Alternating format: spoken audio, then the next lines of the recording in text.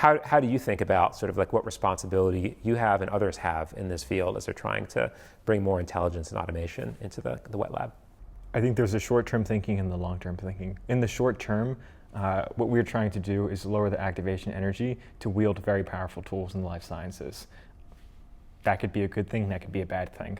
I think in the long term, though, the kind of safety questions that we have to ask ourselves and people that we share this field with are a lot more dramatic. And they seem to be not pressing right now, but I might revisit at the end too, but I think the replicator is a really good framework for thinking about this, right?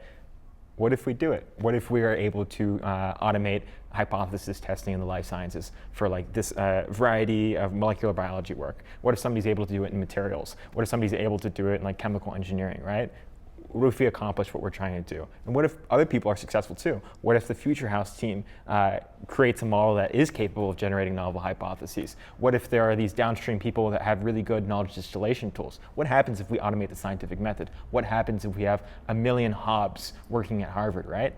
And I think the questions that come out of that scenario draw on some of the thinking from alignment, where it's like, oh wow, like we will have hyperbolic growth.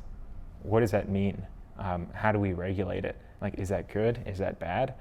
So short term, activation energy will get lowered. More people will have access to powerful tools. But long term, I mean, we struggle to think of something more consequential, something with a higher potential to have incredible impact, or a higher potential to have, potentially devastating impact. Like, this is the catalyst for hyperbolic growth that has been talked about in science fiction since Kurt Vonnegut in like 1952 in Player Piano, Kurzweil, and like all of these other people talking about like how artificial intelligence will catalyze this rate of unprecedented growth. The way that we do it is automating the scientific method. So the ethical considerations that we have to take when pursuing the development of technology capable of doing that are significant.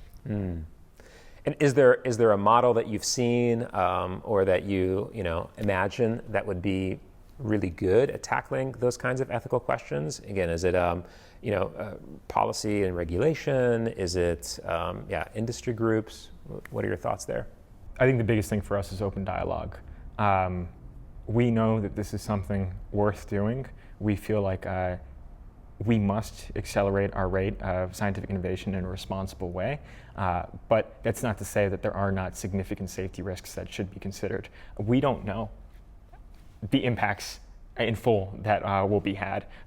We are not policy experts in every single area. So the best thing that we can do is, number one, think about this through a very responsible lens, but number two, be very, very open as possible, so that other people can collaborate in thinking with us about the implications of technologies that work to automate the scientific method.